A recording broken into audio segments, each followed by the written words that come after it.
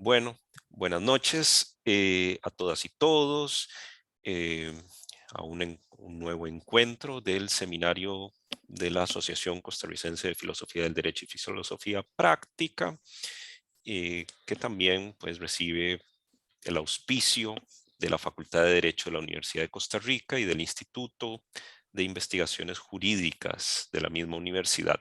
Hoy nos acompaña la profesora María Beatriz Arriagada Cázares de la Universidad Diego Portales, que nos va a exponer eh, un texto, una investigación titulada Los derechos y los deberes bajo la lupa de Alf Ross, la defensa de una teoría analítica de las normas jurídicas.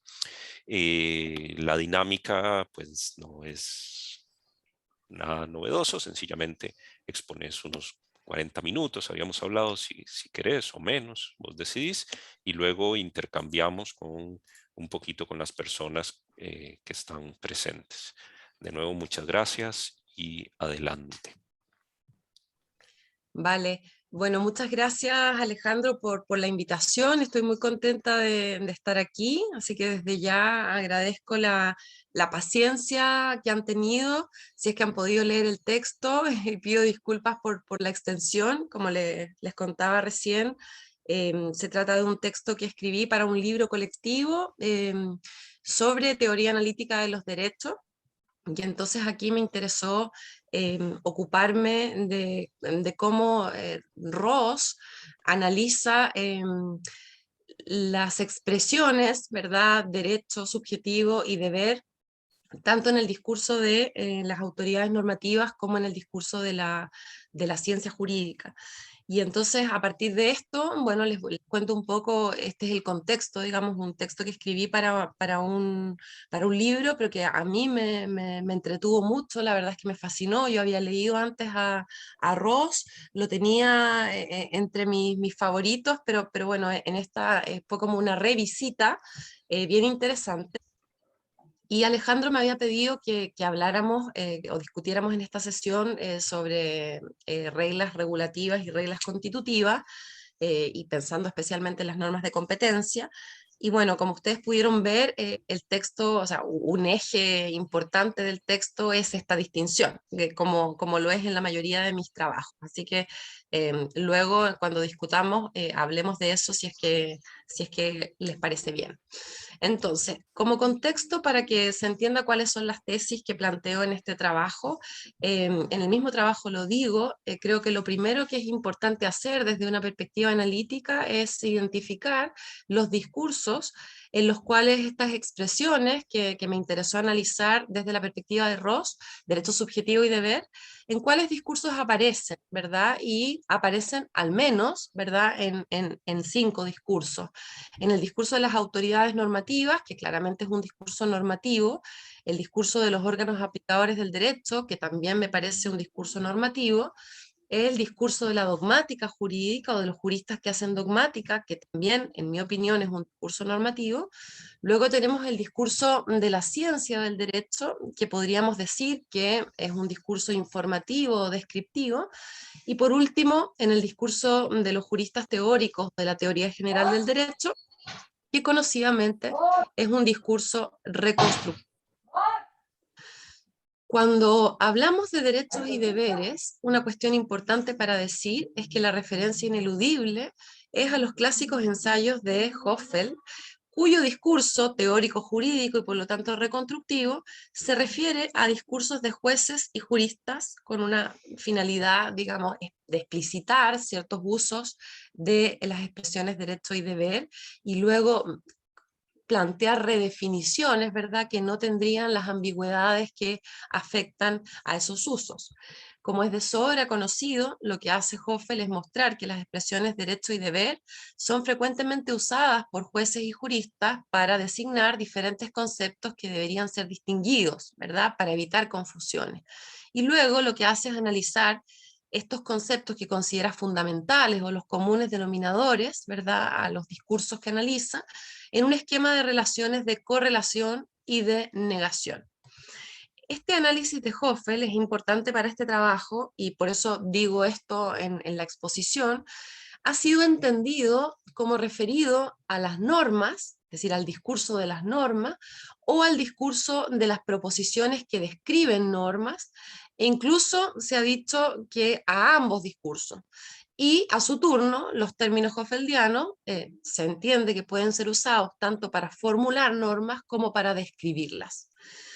Cuando Ross analiza el discurso de las autoridades normativas, sostiene que el sistema elaborado por Hoffel permite, aunque mismo Hoffel no lo haya advertido, tomar conciencia de las relaciones que están implícitas u ocultas bajo la terminología ambigua y con carga ideológica que es normalmente usada para formular las normas jurídicas. Entonces, la conclusión de Ross es que los términos hoffeldianos están implícitos en las expresiones derecho y deber, que a menudo usan los legisladores para expresar las normas. Por lo tanto, conceptos como, o términos más bien, como pretensión, obligación, libertad o privilegio, ¿verdad? O no pretensión, serían modalidades de las normas de conducta o normas regulativas, podríamos decir, y en cambio, los conceptos o términos, competencia, sujeción, incompetencia, inmunidad, serían modalidades de las normas de competencia que en la mirada de Ross son una especie de las reglas constitutivas. Ross también concluye que comprender estas relaciones lógicas de correlación y negación que conectan estas diferentes modalidades de estos dos tipos de normas es útil tanto al redactar como al interpretar la ley, ¿verdad? O las disposiciones normativas. Cuando en cambio Ross analiza el discurso de la ciencia del derecho, su conclusión es que en este discurso las expresiones derecho subjetivo y deber son lo que él llama expresiones tutú, cuya característica es que carecen de referencia semántica, pero sirven para presentar o exponer abreviada y sistemáticamente conjuntos de normas que en los ordenamientos jurídicos conectan una pluralidad disyuntiva de hechos condicionantes con una pluralidad acumulativa de consecuencias condicionadas. Estas consecuencias serían expresables en modalidades normativas, es decir, en las expresiones hoffeldianas que acabo de mencionar. La pregunta entonces que guía el trabajo, o las preguntas que guían el trabajo, es si estas dos tesis de Ross son compatibles, ¿verdad? Y si son compatibles, si se trata de tesis que están desconectadas, esto vale la pena pensarlo porque son tesis que están distribuidas en diferentes momentos y escritos de Ross, si hay relación entre ellas, incluso si son tesis que podrían armonizarse o encajarse como subtesis de una tesis más amplia y ambiciosa, y de qué tipo sería esta tesis. Por lo tanto, el trabajo tiene dos objetivos. En primer lugar, examina justamente esta posibilidad de armonizar las dos tesis defendidas por Ross. Por una parte, en el discurso de las autoridades normativas, las expresiones derecho subjetivo y deber, así como las expresiones hoffeldianas que están implícitas en ellas, son modalidades de las normas jurídicas, y esto es para Ross, meros instrumentos lingüísticos que se usan para expresar las normas. En segundo lugar, en el discurso de la ciencia y del derecho, estas mismas expresiones carecen de referencia semántica, pero sirven para presentar de manera abreviada y sistemática conjuntos de normas jurídicas que conectan una pluralidad disyuntiva de hechos condicionantes con una pluralidad acumulativa de consecuencias condicionadas expresables en términos hoffeldianos. Entonces, mi propósito en este primer objetivo, digamos, lo que quiero lograr es mostrar que la armonización de estas dos diferentes tesis es posible explicitando que a ambas subyace una tesis ontológico-jurídica parcialmente reduccionista que afirma que existen las normas jurídicas, pero no existen los derechos ni los deberes jurídicos. El segundo objetivo del trabajo es responder a la pregunta de por qué la teoría jurídica de Ross se compromete con esta ontología parcialmente reduccionista.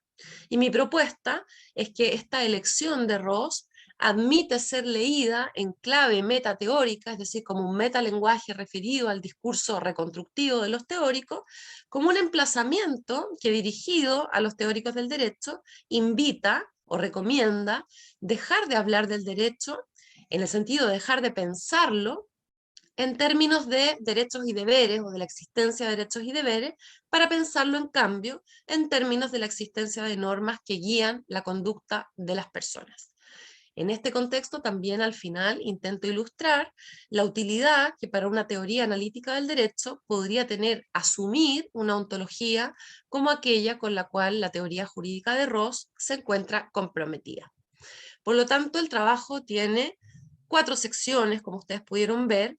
La primera y la segunda presentan básicamente las tesis de Ross, ¿no es cierto?, sobre las expresiones de derecho subjetivo y deber, cómo son usadas en estos dos discursos, el discurso de las autoridades normativas y el de la ciencia del derecho. La tercera sección es la que procura armonizar estas dos tesis por la vía de explicitar la tesis ontológica jurídica que ambas tesis presupondrían, y que afirma, como dije antes, que existen las normas, pero no los derechos y los deberes.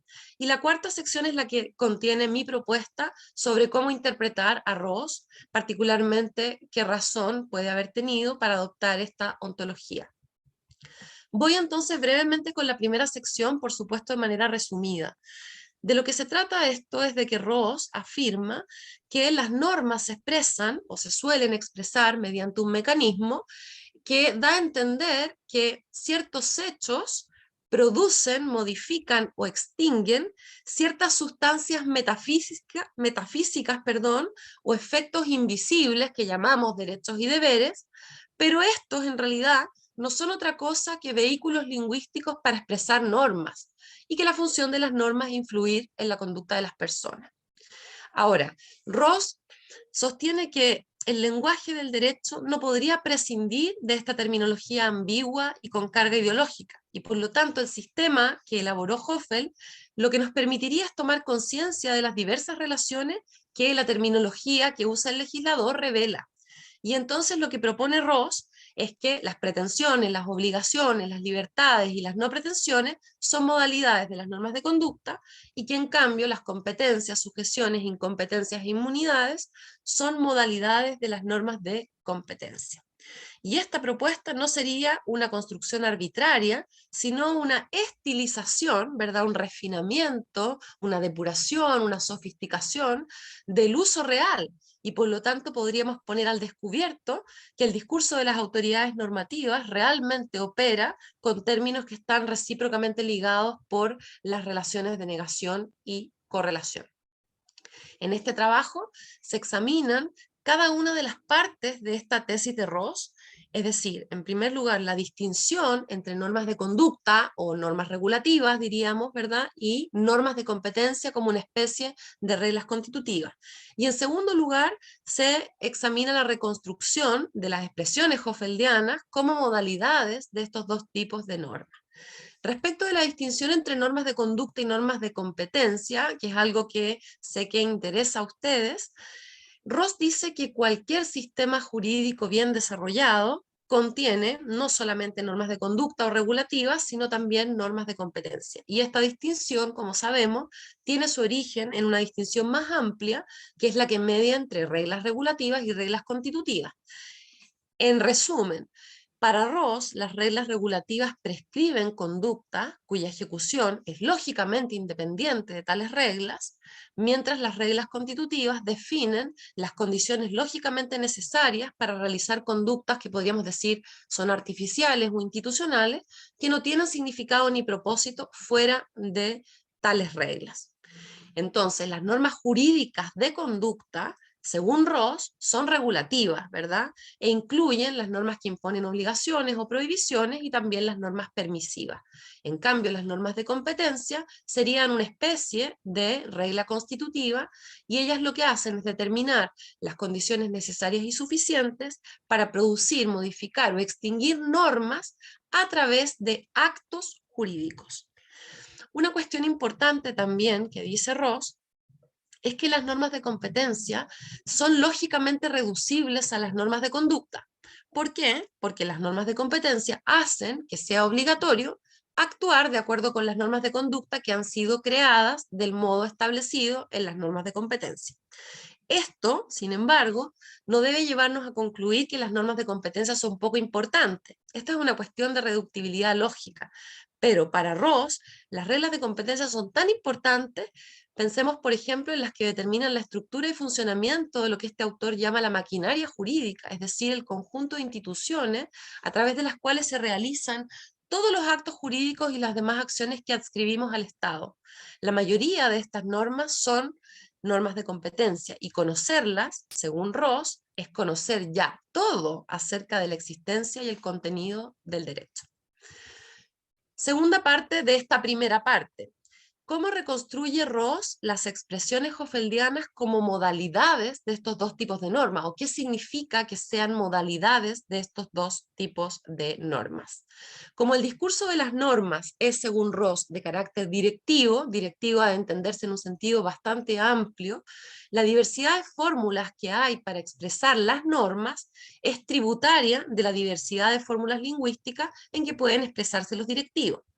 Y entonces las modalidades que están implícitas en las expresiones derecho subjetivo y deber no son, según Ross, otra cosa que fórmulas lingüísticas para expresar normas. Más específicamente tendríamos que decir que son fórmulas lingüísticas para expresar las consecuencias que las normas jurídicas conectan con determinados hechos condicionantes. El punto de Ross es que el significado y función del discurso en el cual son expresadas las normas es de carácter práctico. Por lo tanto, cualquiera sea el modo en que expresemos las normas, su propósito siempre será influir en la conducta de los ciudadanos y jueces. Y por lo tanto, las diversas fórmulas en que una misma norma puede ser expresada pueden considerarse equivalentes, tal como son interdefinibles, ¿no es cierto?, las modalidades normativas que son los conceptos hoffeldianos. A esto yo añado que también las normas podrían, por supuesto, formularse desde su dimensión objetiva, usando adjetivos como obligatorio, prohibido o permitido, cuando hablamos de acciones fácticas o normativas, o adjetivos como válido o inválido, cuando hablamos de acciones normativas. Así, por ejemplo, solamente para ilustrar este punto, una norma de conducta que puede formularse enunciando, por ejemplo, que el comprador tiene el deber de pagar el precio de la cosa vendida, podría formularse de manera equivalente enunciando que el vendedor tiene derecho al pago del precio de la cosa vendida, o podría también formularse enunciando simplemente que es obligatorio pagar el precio de la cosa vendida. Si nos vamos al plano de las normas secundarias o de competencia, en este caso, una norma de competencia que puede formularse enunciando que los órganos legislativos son competentes para producir normas en materia laboral, podría formularse enunciando que los empleadores y trabajadores están sujetos a las normas producidas por los órganos legislativos, y ahí empleamos el término sujeción en lugar del término competencia. Y la misma norma podría formularse desde una perspectiva objetiva, enunciando que las normas dictadas en materia laboral por los órganos legislativos son válidas. Segunda parte, los derechos y deberes como expresiones tutú en el discurso de la ciencia del derecho.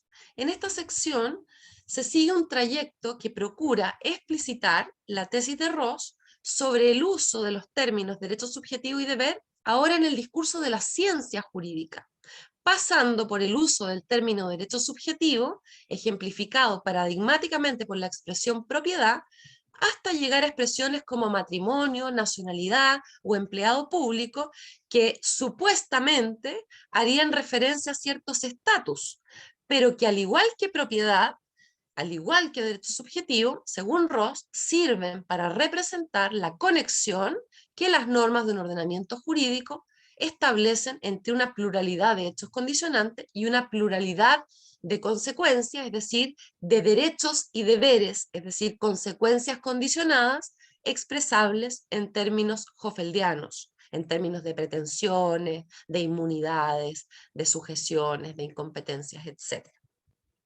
Asimismo, se explica que estas expresiones, derecho y deber, sirven para sustituir, en algunos casos, solamente los hechos condicionantes y en otros casos solamente las consecuencias condicionadas. En la tercera sección del trabajo, lo que hago es poner estas tesis frente a frente y justificar la defensa por parte de Ross de una ontología parcialmente reduccionista. Lo que hago entonces es explicitar los presupuestos ontológicos jurídicos de las tesis de Ross antes presentadas. Mi punto de partida son algunas críticas dirigidas contra la tesis de Ross, particularmente sobre la tesis de Ross sobre el uso de las expresiones tú, en particular la tesis que afirma que estas expresiones carecerían de referencia semántica en el sentido de que no se refieren a entidades existentes. En resumen, la crítica de Ross consiste en que este autor habría pasado por alto que las expresiones tutú sí se refieren a entidades existentes, pero cuyo modo de existencia es diferente al de los hechos físicos o naturales. Dicho en términos serleanos, los hechos institucionales, que son constituidos por reglas constitutivas, cuya estructura es X, cuenta como Y en el contexto C, son ontológicamente subjetivos, pero epistémicamente objetivos.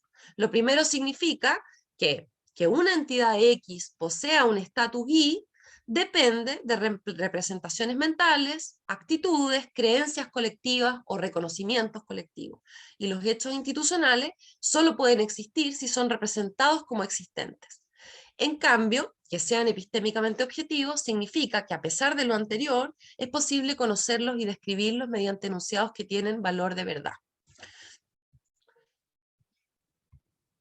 Con ayuda de un argumento de Brossek, según el cual el argumento de Ross en realidad serviría para establecer la falta de referencia de cualquier predicado, lo que propongo es que el discurso teórico de Ross, referido al discurso de la ciencia del derecho, está comprometido con una tesis ontológico-jurídica según la cual no existen los derechos y los deberes. Es decir, no necesitamos, como dice Commanducci, postular la existencia de hechos institucionales para formular afirmaciones verdaderas sobre la conexión que las normas de un ordenamiento jurídico establecen entre ciertos hechos condicionantes y ciertas consecuencias condicionadas.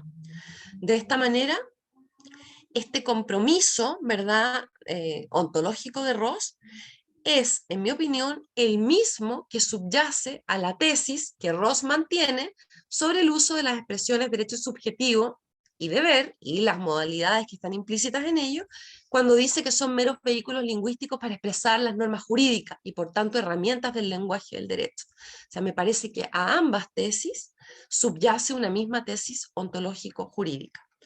Y lo que argumento es que los presupuestos ontológicos de esta tesis sobre el uso de las expresiones derecho subjetivo y deber en el discurso de las autoridades normativas son exactamente los mismos que los de la tesis que afirma que estas expresiones carecen de referencia semántica cuando son usadas en el discurso de la ciencia jurídica. Es decir, no existen en el mundo entidades a las que podamos llamar derechos subjetivos y deberes. De lo anterior, se sigue que tampoco existen entidades a las que podamos llamar pretensiones, libertades, competencias, obligaciones, es decir, que podamos llamar utilizando las expresiones hoffeldianas. Y la razón obvia es que, según Ross, estas expresiones hoffeldianas están implícitas en los términos derecho subjetivo y deber, tanto cuando ellos son usados en el discurso de las autoridades normativas, como cuando son usados en el discurso de la ciencia del derecho.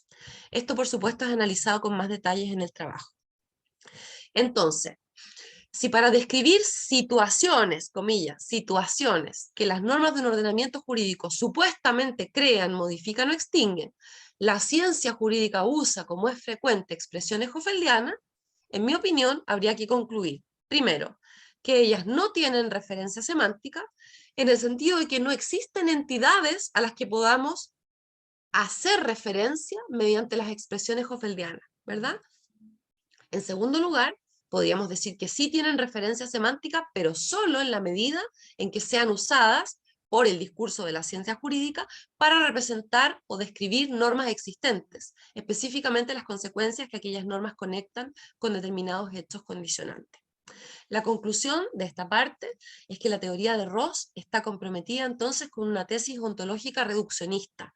En primer lugar, porque rechaza la existencia de estatus como derecho subjetivo, deber, propiedad, matrimonio, etc., aunque al mismo tiempo insiste Ross en que el uso de estas expresiones es útil para la ciencia jurídica. Es decir, la ciencia jurídica gana, ¿no es cierto?, al emplear estas expresiones que designan estatus que son inexistentes. En segundo lugar, la tesis de Ross es reduccionista porque también rechaza que existan estatus como pretensiones, libertades, competencias, inmunidades, obligaciones, no pretensiones, sujeciones e incompetencias. Ahora bien, si las expresiones derecho subjetivo y deber son usadas para expresar las normas que contienen los sistemas jurídicos y también son usadas para exponer dichas normas, desde la óptica de Ross, las normas sí existen, ¿verdad? De ahí que la ontología jurídica que él asume sea parcialmente reduccionista y no completamente reduccionista. El trabajo lo que hace es reconstruir la tesis de Ross, según la cual una norma es un directivo que se corresponde a ciertos hechos sociales, de tal manera que la forma de conducta expresada en la norma es seguida en general por los miembros de la sociedad y es sentida o interiorizada por ellos, como obligatoria o válida. Se enfatiza, y aquí lo enfatizo porque esto es muy importante para el trabajo, que a juicio de Ross, el análisis de los elementos que determinan el contenido significativo de la norma, es decir, la norma misma, deben mantenerse separados de la descripción del trasfondo fáctico de la norma, es decir, de las condiciones sociales de las cuales depende su existencia. Los elementos que determinarían el contenido significativo de la norma en tanto directivo son aquellos, primero, cuya función es describir lo que Ross llama la idea-acción, ¿verdad? El sujeto, la situación en la que ha de seguirse la norma, el tema de la norma, es decir, cómo ha de comportarse el sujeto, la acción o la omisión. En segundo lugar, tenemos el operador directivo, cuya función es indicar que la idea-acción es presentada como una forma de conducta, o podríamos decir a la hard, como una pauta, ¿no es cierto? Y no que es pensada como real, ¿vale? Entonces, en contraste con la variedad de intenciones y expresiones que se asocian a los directivos, la expresión lingüística de las normas sería hasta cierto punto uniforme, ¿verdad? Ross dice que típicamente se usan para expresar normas expresiones deónticas o frases deónticas, como deber, tener que, tener derecho, obligación, esto es justo, ¿verdad? Todas estas expresiones reflejarían ese sentimiento de validez que es la base existencial de las normas. Aquí es donde yo creo que es particularmente importante no olvidar que desde la perspectiva de Ross, el significado y función de cualquier enunciado usado para expresar normas es influir en la conducta de las personas.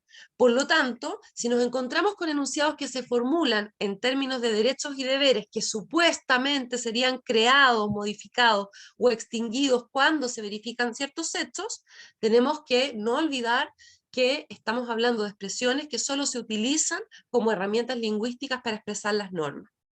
En cuanto a las condiciones de existencia de las normas, Ross básicamente descarta, ¿no es cierto?, las explicaciones psicologistas y conductistas al sentimiento de validez y desarrolla la tesis que el derecho puede ser determinado sin ambigüedad como el conjunto de normas seguidas y mantenidas por los órganos estatales, ¿verdad?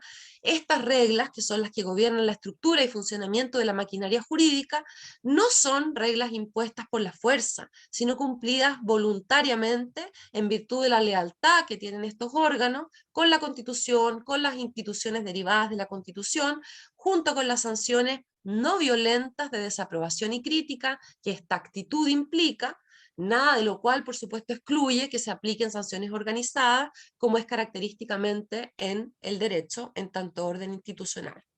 La conclusión de esta parte es que el concepto de norma elegido por Ross lo compromete con una ontología, con arreglo a la cual las normas son elementos constitutivos de la realidad jurídica. La existencia de las normas depende de hechos empíricos, pero ellas no son reducibles a estos hechos empíricos. La palabra norma, podríamos decir, por tanto, tiene referencia semántica en la realidad institucional. Paso finalmente a la última parte del trabajo, donde intento responder a la pregunta de por qué Ross podría asumir una ontología como esta, parcialmente reduccionista, y entonces aquí hago una defensa, ¿verdad?, de una teoría analítica, pero de las normas jurídicas, ¿verdad?, no de los derechos y de los deberes. Y esto, el punto de partida obviamente es: podríamos considerar que la elección de Ross, con toda razón, es arbitraria, ¿verdad?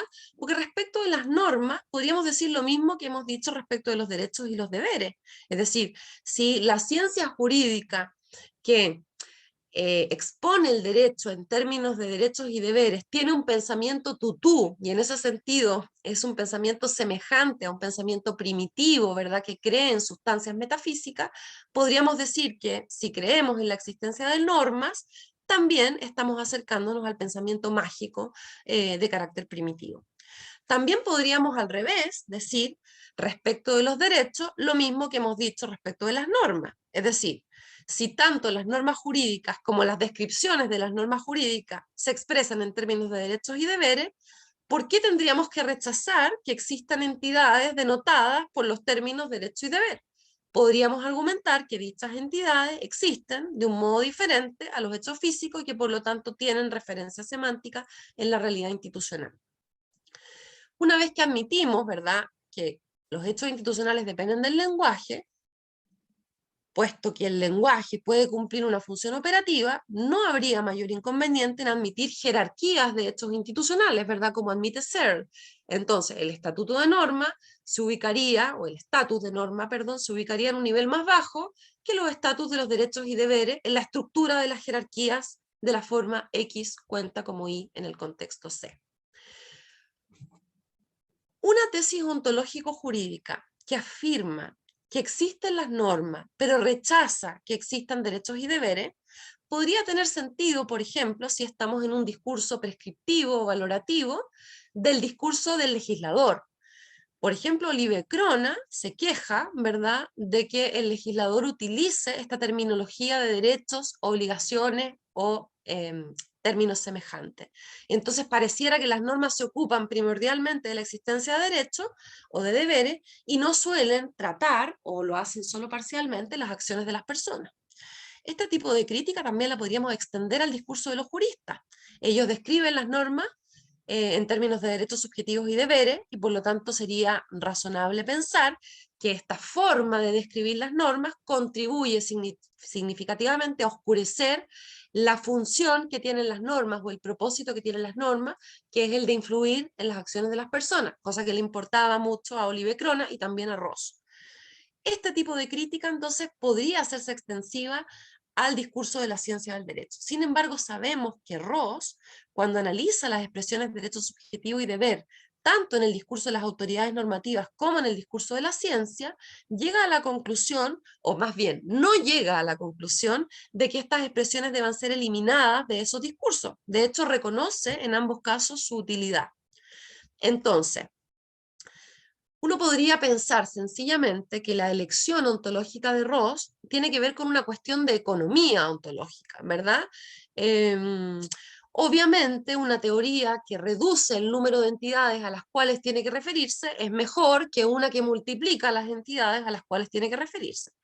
Mi impresión, sin embargo, es que la elección de Ross admite, como dije al principio, ser leída en una clave metateórica, específicamente como un emplazamiento dirigido a los teóricos jurídicos, recomendándoles dejar de hablar del derecho y dejar de pensarlo en términos de derechos y deberes, para hablar de él y pensarlo en términos de normas que guían la conducta de las personas.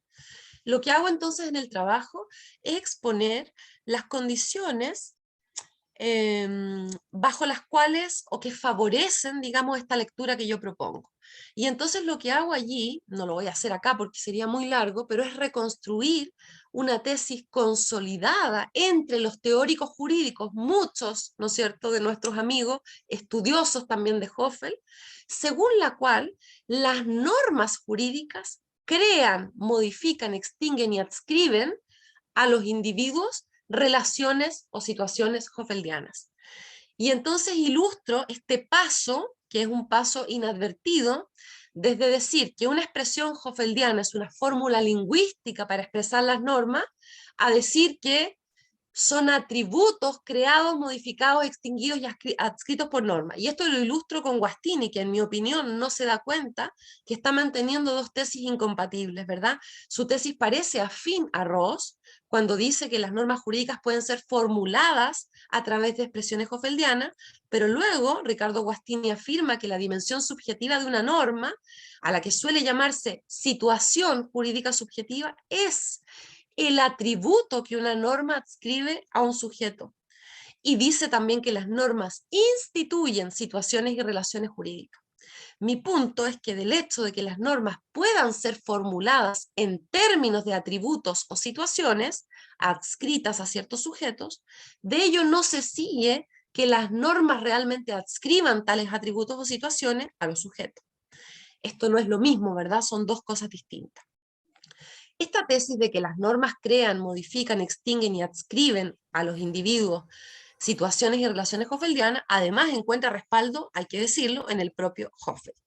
Entonces lo que hace el trabajo a continuación es resumir el canon ampliamente aceptado en esta materia por la teoría jurídica analítica, básicamente la distinción entre normas jurídicas regulativas y normas jurídicas de competencia, la distinción entre acciones jurídicas puramente fácticas o no normativas, ¿verdad? Y las acciones jurídicas normativas, y obviamente la asunción que estoy criticando o poniendo en cuestión de que las expresiones hoffeldianas se refieren a atributos, estatus o situaciones que son creadas, modificadas, extinguidas y adscritas por normas jurídicas.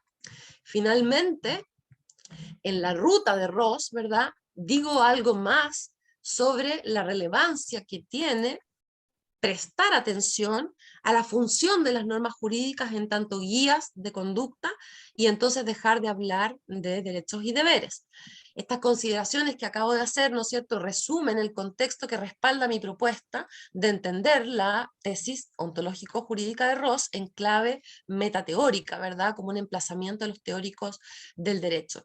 Si interpretamos esto, digamos, con arreglo a una interpretación caritativa, ¿verdad?, de las asunciones de los teóricos del derecho, hablar de situaciones jurídicas subjetivas como entidades creadas por normas no significa asumir el pensamiento mágico primitivo, ¿verdad? No significa eso. La teoría del derecho no tendría por qué estar insistiendo permanentemente en que no existen entidades que se llaman derechos y deberes, simplemente bastaría con que cumpliera su papel ocupándose de poner al descubierto algo que a menudo resulta opaco, ¿verdad? Que es que la función de cualquier norma siempre es guiar la conducta de las personas. Entonces, si la función de las normas jurídicas resulta opaca por el lenguaje que utilizamos, tanto al formularlas como al describirlas, sería tarea de la teoría del derecho explicitar el problema y hacerle frente con las herramientas tan finas de las que dispone, ¿verdad? Y entonces lo que sigue, el trabajo procura mostrar que la teoría del derecho está todavía lejos de haber avanzado lo que podría en esta tarea, y lo hago ilustrando el caso de las normas jurídicas de competencia, y esto es el último punto al cual me voy a referir en los minutos que me quedan. Mi punto de partida, para recordarlo, es la tesis de Alchurrón y Bulín, según la cual las normas, las reglas de conducta o digamos las normas regulativas, correlacionan casos genéricos con soluciones genéricas. Y entonces la tesis que afirma que los enunciados que no correlacionan casos con soluciones no son normas, dicen ellos. En lo que nos interesa, las normas constitutivas, y por lo tanto las de competencia, ellos las prefieren llamar reglas conceptuales, correlacionarían no casos con soluciones, sino casos con casos. ¿Por qué? Porque serían meras definiciones o postulados de significación. Estos autores desarrollaron luego esta tesis, como es conocido, de manera impecable, diría yo, con mucha elegancia, con mucha sofisticación, y estos trabajos de Alchurrón y Bulín que distinguen a las reglas de conducta, normas o reglas regulativas de las reglas conceptuales o definiciones, ¿verdad?, favorecieron la consolidación de una tesis según la cual las normas constitutivas no guían directamente la conducta, sino que contribuyen a guiarla de manera indirecta. En otros términos, las normas constitutivas, a diferencia de las regulativas, tendrían una fuerza normativa indirecta, y ejemplifico esta tesis con autores como Moreso y Vilayosana, Orunesu y Rodríguez, Juan Ruiz Manero.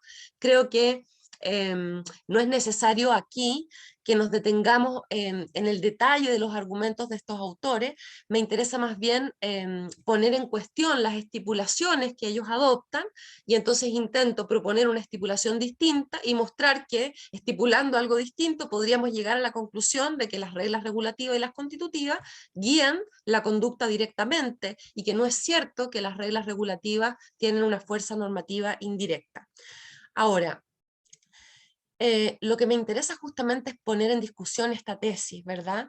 Y ello es especialmente patente en el caso de las normas jurídicas de competencia. O sea, precisar su carácter normativo, aunque no prescriptivo, ¿verdad? No regulativo, me parece que es indispensable para explicar la importante función que ellas cumplen como guía de conducta. ¿O acaso las normas jurídicas de competencia no guían acciones normativas de producción de normas?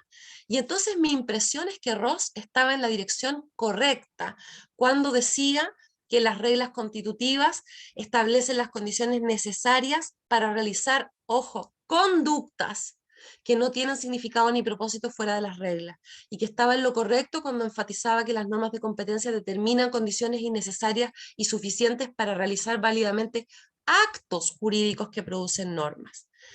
Pero, aún en contra de lo que una primera impresión pudiese sugerir, parece que para poder explicar esta función de guía de conducta, no es suficiente mirar exclusivamente la perspectiva de un determinado uso del lenguaje por parte de quien formula las normas. Sería preciso considerar como Hart el punto de vista de quienes siguen las normas. Este es el camino que me parece que habría que trazar. Y esto que estoy diciendo, esta importancia, la importancia de prestar atención a la normatividad de las reglas constitutivas, si queremos expresarlo así, me parece que está directamente conectada con una cuestión de carácter ontológico, ¿verdad? Para volver a este tema que es el eje del trabajo. Es decir, los positivistas jurídicos han intentado dar una respuesta adecuada a las preguntas ontológicas: qué tipo de entidad es una norma, de qué modo existen, cuáles son sus condiciones de existencia, y lo han hecho para no reducir las normas jurídicas a hechos empíricos ni a normas morales. Han separado la pregunta del tipo de entidad, que son las normas y su modo de existencia, de la pregunta de las condiciones bajo las cuales una norma existe. Esto es algo que han hecho la mayoría de los positivistas que se han ocupado de cuestiones ontológicas, y que ya hemos visto que también lo hace Ross, ¿vale? Él también dice, cuando examinamos una norma, una cuestión es su contenido significativo, ¿verdad? Que se corresponde a ciertos hechos sociales, pero dentro de este análisis una cosa es la norma en tanto contenido significativo y otra cosa son sus condiciones de existencia. Y este esfuerzo, ¿verdad?, de separar estos dos problemas impide ver con claridad que los factores pragmáticos forman parte de lo que llamamos significado cuando decimos que las normas son significados. Y por lo tanto no vemos con claridad que los comportamientos, creencias, sentimientos, diría Ross, y actitudes pragmáticas de las cuales depende la existencia de las normas, inciden en lo que las normas son, y por lo tanto en el modo en que ellas se relacionan con las acciones y abstenciones a que se refieren. Es decir, si son regulativas o son constitutivas. Entonces, si hemos de tomar esto en serio, ¿verdad? Pareciera que a la teoría jurídica analítica le falta todavía bastante por hacer. Y con esto termino, porque en verdad ya no me queda más tiempo. Muchas gracias por la atención.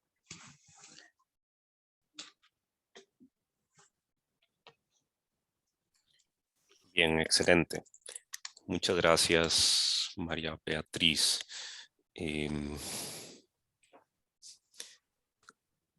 Abro el espacio para que intervengan las otras personas que están presentes. Pueden nada más avisarme. Adelante. Pueden levantar la mano virtual también. Si no, bueno, Fede, adelante. Gracias, Ale, y gracias, María Beatriz, por la exposición. Fue muy clara, así que se agradece. Yo tenía dos preguntas sobre tus hipótesis o cómo ves vos dos problemas que se me ocurrieron mientras exponías. La primera es, a mí me parece que tenés razón, que la idea de derechos y deberes, que de que existan las normas no se infiere que existan esas relaciones, y es más, me parece a mí más fácil entenderlo, más claro entenderlo, por lo menos a mí, como conceptos que usan los juristas para describir. Ahora, lo que no llego a entender, o qué visión tenés vos sobre cómo valorás esos conceptos que usan los juristas para describir las normas. Si lo considerás como algo valioso, que permite hacer ciertas distinciones que de otro modo, si uno describiera simplemente la norma en bruto, quizás no reflejaría, digamos, las teorías, al menos las teorías científicas, no es solo describir el objeto, sino que dicen cosas de más. Entonces, por ahí podrían tener esa función o directamente lo ves como algo disvalioso. Y la segunda pregunta es, bueno, el problema de si se quiere, grosso modo, de reducir las normas de competencia a las normas, bueno, no es un problema de reducir unas a otras, sino, ¿tenés alguna hipótesis, tenés alguna idea preliminar sobre la normatividad de las normas de competencia? Porque es un asunto que desconozco, siempre me pareció bastante sensata la posición de Alchurrón y Bulín de no reducir una cosa a la otra, de que una misma norma no puede cumplir las dos funciones, de obligar, pero al otro día a la vez dar potestad, pero bueno, veo que tenés algo ahí que quizás no mencionaste en la exposición, me dio interés. ¿Cuál es tu Vale, hipótesis sobre la normatividad? Gracias. muchas gracias, Fede. Alejandro, cuéntame, ¿cómo es el sistema? ¿Yo respondo de inmediato o ¿Qué te tomas gusta varias? más? ¿Te gusta más Mira, que hagamos prefiero, unas? prefiero responder de inmediato, sí, porque si no se me va a olvidar. Entonces, quizás, A y todo además mundo. Sí, esos nos sistemas per- así, de varias uno no se acuerda de nada. es Así que verdad. bien. Así que, vale, muchas gracias, Fede, por las preguntas. Mira, lo primero que te diría, que es algo medio en broma, pero también medio en serio, em, digamos, si los juristas dejaran de usar estos conceptos que, como Ross dice, tienen carga ideológica, son ambiguos, etcétera, los teóricos del derecho nos quedaríamos sin trabajo. Por lo tanto, lo encuentro demasiado valioso que ocupen esos conceptos y que el legislador también los ocupen y que todos los ocupen y así podamos tener estos seminarios. Primer punto. Eh, Segundo, creo que tiene poco sentido, digamos, o sea, no es que no tenga sentido la pregunta, pero en este sentido estoy de acuerdo con Ross, que creo que es inevitable, digamos, es inevitable por lo que hacen los juristas, justamente porque la mayor parte del tiempo su actividad no es de carácter científico, sino que más bien en lugar de exponer el derecho vigente, como decía Ross, esto sería una exposición abreviada, sistemática, mucho más conveniente que tener que reproducir cada una de las normas. Claro, si lo miramos así, efectivamente es útil, pero yo creo que los juristas están muy lejos de hacer eso, no hacen eso. Entonces, en ese sentido, estoy de acuerdo con Ross en que eso sí sería útil, pero como no es eso lo que hacen, creo que al final como cuelan sus ideologías en las actividades que realizan, que son más bien de interpretación, de construcción, de algunas de sistematización, sí. Claro, sería deseable que usaran un lenguaje menos ambiguo y menos ideológico, desde cierto punto de vista sí, pero me parece que es inevitable. Lo mismo en el caso del lenguaje del legislador. Entonces, eso te diría sobre esa pregunta. Sobre la segunda, que claramente es la que más me interesa, claro, tú detectas un punto importante, que es un punto de tensión que está en el trabajo y que tengo yo misma. Por una parte, a mí me parece que la distinción entre normas regulativa y constitutiva es una distinción valiosa de la cual no deberíamos prescindir. Es muy iluminadora. Bueno, pero como toda linterna, ilumina algo, pero oscurece otras cosas. Y entonces, claro, el camino que yo estoy sugiriendo es un camino que te puede llevar o me puede llevar peligrosamente a difuminar las diferencias entre estas dos normas, ¿verdad? Porque si estoy diciendo que ambas son normas y por lo tanto tenemos que pensar en la normatividad de las normas constitutivas y las normas de competencia, pareciera que las estoy equiparando. No es esa mi intención, ¿vale? Si miraste el trabajo, ahí por ejemplo yo propongo una estipulación usando la misma idea de Altshuron y Buligin de correlacionar casos con soluciones, que podría ser una definición común a ambos tipos de normas, pero modificando la definición de solución, ¿verdad? Ampliándola. Entonces una solución no es solo la calificación deóntica de una acción o una omisión, sino que también podría ser la calificación de una acción normativa como válida o inválida. Estoy pensando principalmente en las normas de competencia. No es que no se pueda aplicar una idea parecida a las otras normas constitutivas que no son de competencia, pero quizás sería muy largo extenderme por allí. Entonces, ¿cuál es si creemos, digamos, que la existencia de una norma como regla regulativa y como regla constitutiva no depende solo de la forma en que es formulada, sino que también depende de cómo ella es interpretada, sentida, pensada, etcétera? Estoy pensando en algo como lo de Hart. Pareciera que tenemos que ponernos a pensar en esa normatividad, ¿verdad? Creo que hacer eso resalta la función de las normas como guías de conducta y nos saca un poco de esta idea de fuerza normativa indirecta, porque creo que hay una cosa que es muy cierta, por ejemplo, que dice Jorge Rodríguez.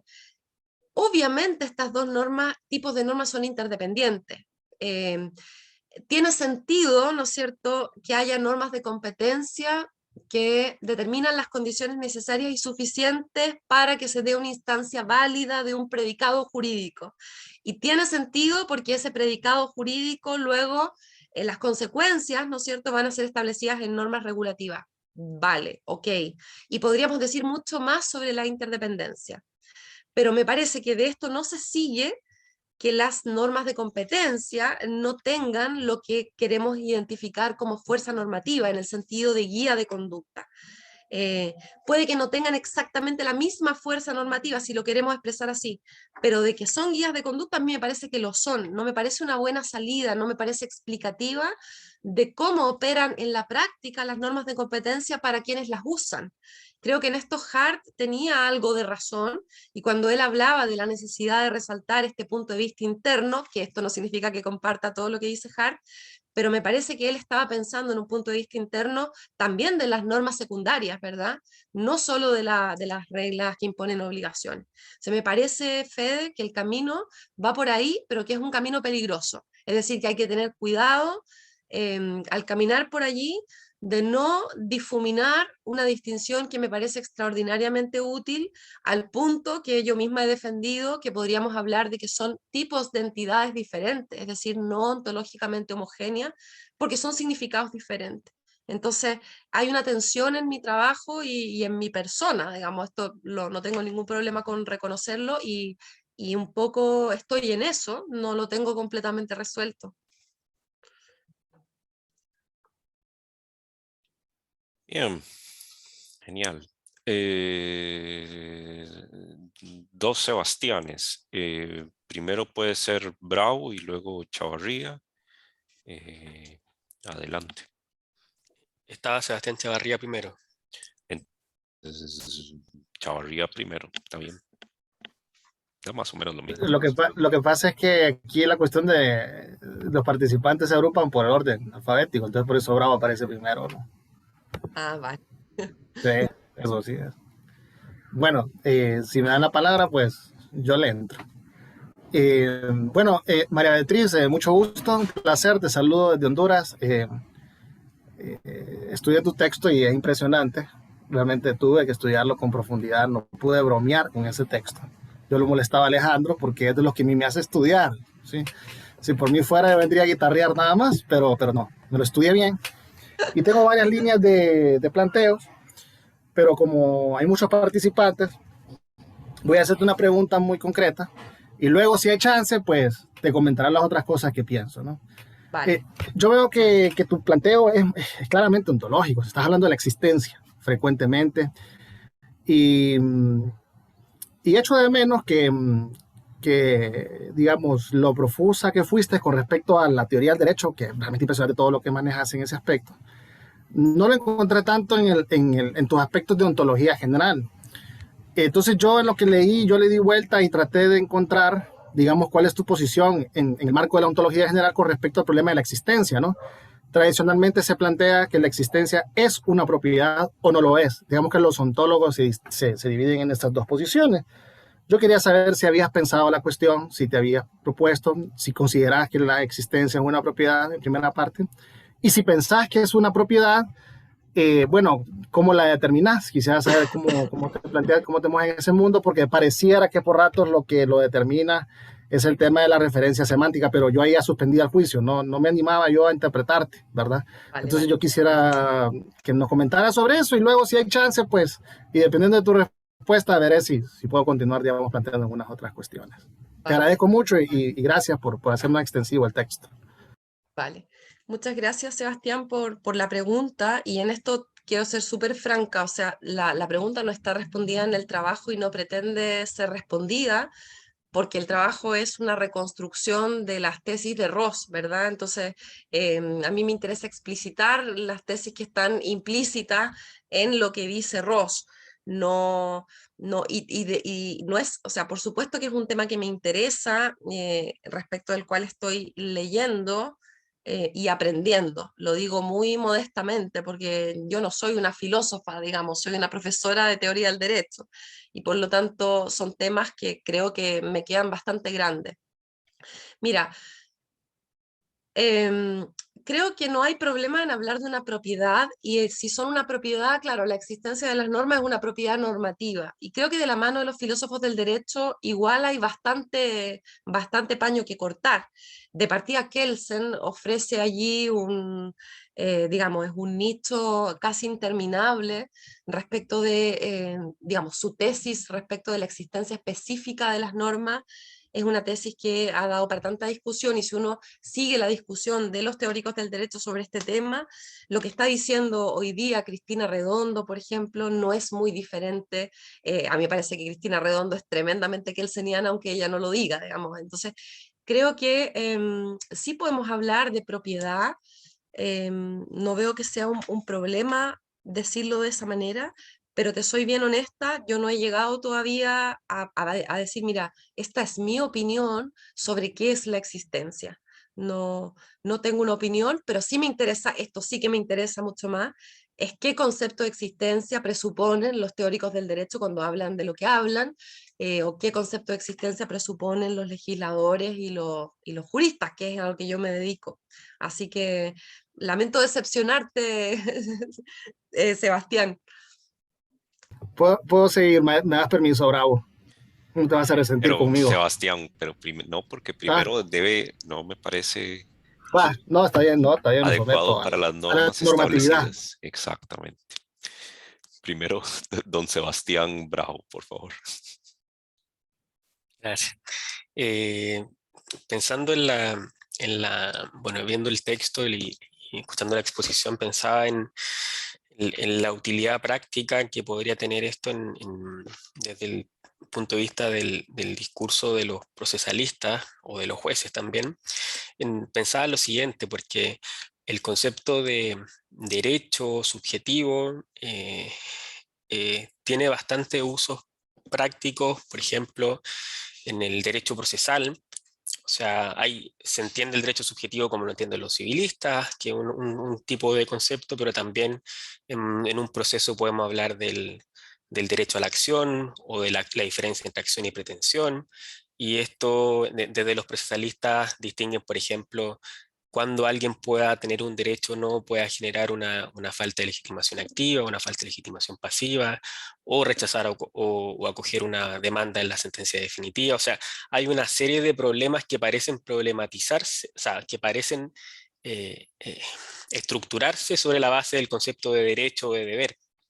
Entonces, pensaba, por ejemplo, si quizás son malas formas de hablar, decir derecho o deberes, porque en realidad no existen más que las normas que lo regulan, cómo abordar estas problemáticas que a los procesalistas les gusta eh, tomar partido.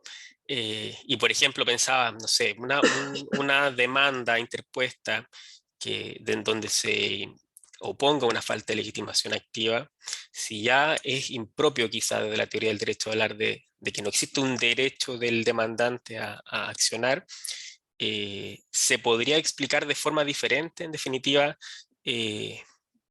Por ejemplo, decir que no existe una titularidad para la acción, explicarla como que falta alguno de los disyuntos condicionantes fácticos para que se aplique una determinada consecuencia normativa. Entonces, por ejemplo, asumir que uno de los disyuntos, de la pluralidad de disyuntos para que se declare admisible una acción, falta, y por lo tanto, como hay un elemento del antecedente que no se ha verificado, decir, bueno, entonces yo no voy a aplicar una consecuencia normativa que es declarar admisible la acción. Y que tal vez cuando estamos hablando de una sentencia definitiva, faltan múltiples disyuntos que hacen necesario rechazar la demanda. O hay uno de los múltiples elementos del consecuente que está siendo derrotado tal vez por el consecuente de otra norma. O sea, tal vez podrían ser formas de explicarlo Claro. desde el antecedente y consecuente de una norma, y no quizá hablar de si tenía o no un derecho, porque algo quizás es muy difuso. No sé, esa es la pregunta. Gracias, Sebastián. Muchas gracias. Estoy completamente de acuerdo con lo que has dicho y me parece además una aplicación súper interesante, un dato, aprovecho de pasar un dato. Mi amiga Flavia Carbonell, también chilena y profesora en la Universidad de Chile, que va a exponer en Bahía Blanca, está justamente formulando un proyecto de investigación que tematiza la idea de las acciones procesales, ¿verdad? Desde la teoría del derecho. Ella trabaja ahora mucho en procesal, antes ha trabajado en cuestiones más bien de razonamiento judicial, y tiene las herramientas, digamos, de teoría jurídica analítica, así que yo creo que va a ir por un camino similar al que tú estás proponiendo. Y diría, bueno, lo que tú me cuentas, cómo deberíamos hablar, sería como el paraíso de, de hablar bien, digamos. Es un poco lo que decía o reclamaba en el paper. Ahora, si tú te fijas, yo leo el emplazamiento de Ross como un emplazamiento dirigido a los teóricos, en realidad, porque pareciera que son los teóricos los que justamente están encargados, clásicamente, digamos, siguiendo la tradición de la filosofía analítica general, de reconstruir, entendiendo por reconstruir, por una parte, digamos, explicitar lo que hay debajo, sea ambigüedades presupuestas, connotaciones valorativas, etcétera, y por otra parte, redefinir, modelar, es decir, mejorar la terminología, sofisticarla, estilizarla. Yo creo que esto es lo que básicamente hacemos, y como decía al principio, si no pudiéramos hacer esto no tendríamos trabajo, digamos, y en esto nos entretenemos. Entonces, yo creo que es muy difícil exigirle a los jueces y a la dogmática procesal que deje de hablar como hablan si ellos se entienden así. Sí, en cambio, me parece un poco más serio que los teóricos del derecho hablen como si las normas crearan posiciones o situaciones, ¿verdad? Esto me parece que, digamos, habría que hacer esa diferencia. Como división del trabajo, ¿verdad? Y en tanto división del trabajo, yo diría que tu manera de hablar sería como una especie de metajurisprudencia, ¿verdad? O metadogmática, un trabajo precioso para alguien que le interesa la teoría analítica del derecho y que está dispuesto a meterse en el barro procesal. Yo creo que esto es magnífico, hacer estos trabajos. Ahora, de ahí a esperar que los procesalistas recojan esto, yo lo veo muy difícil, no tengo ninguna expectativa al respecto y como te decía, tampoco creo que sea tan bueno para nuestro gremio. Así que eso. Muchas gracias. Don Sebastián Chavarría, Lara, ¿me permitís? ¿Te parece si hago bien? No, sí, que todos pasen primero. Yo voy de vuelta al No, final. ahorita te doy, ahorita te doy. Va a la cola, va al final. No, no, no, no. Chavarría. Eh, Exacto, exacto, exacto. eh, bueno, yo quería preguntarte algo eh, para el lado de mis intereses. Bueno, yo te entiendo la tesis del reduccionismo de Ross y te entiendo que tu propuesta es que Ross, o sea, tu propuesta reconstructiva es que Ross está emplazando a la teoría, a quienes hacen teoría del derecho. Lo que no veo es cuál es el argumento de Ross en favor de su reduccionismo. O sea, ya entendí que el reduccionismo, pero ¿cuál es el argumento? No lo veo. Tener menos, bueno, tener menos entidades, pero podría ser al revés, qué sé yo.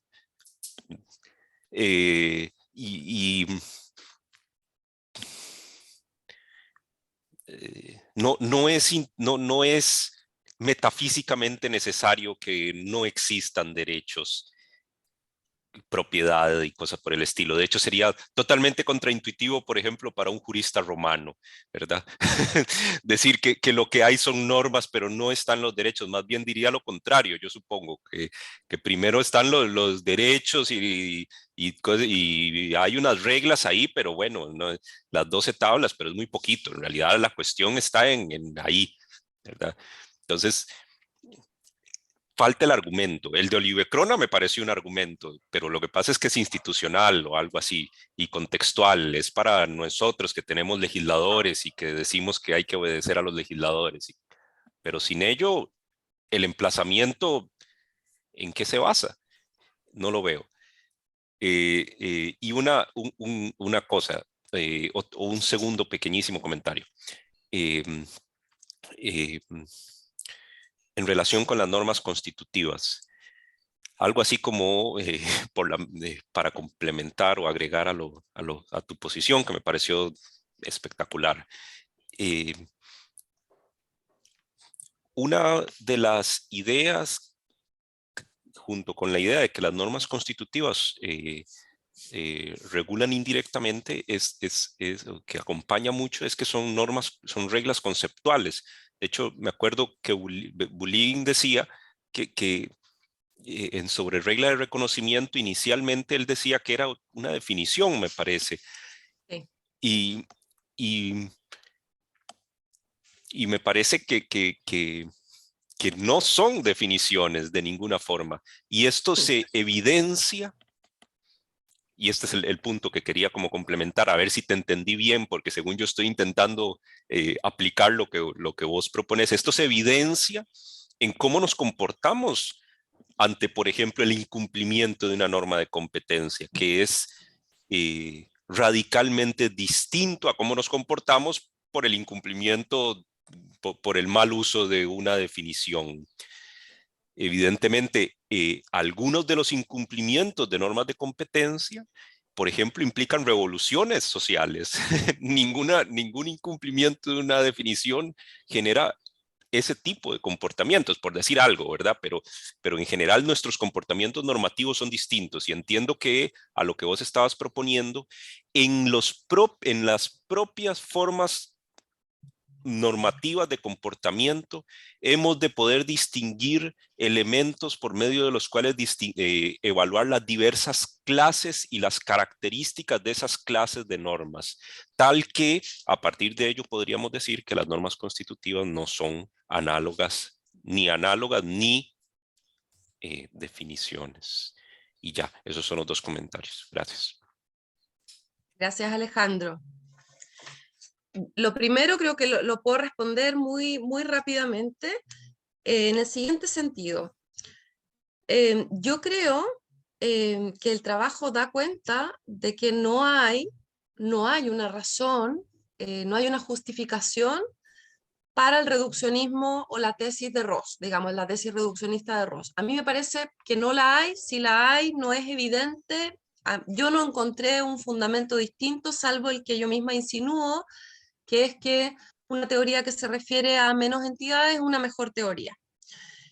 Tanto es así, Alejandro, que yo digo que la elección de Ross puede con toda razón considerarse arbitraria, ¿vale? Porque efectivamente, si los juristas hablan de derechos y deberes, el legislador habla de derechos y deberes, y ambos creen que existen derechos y deberes, ambos sienten en términos de Ross los derechos y deberes, ¿por qué no podríamos decir que existen?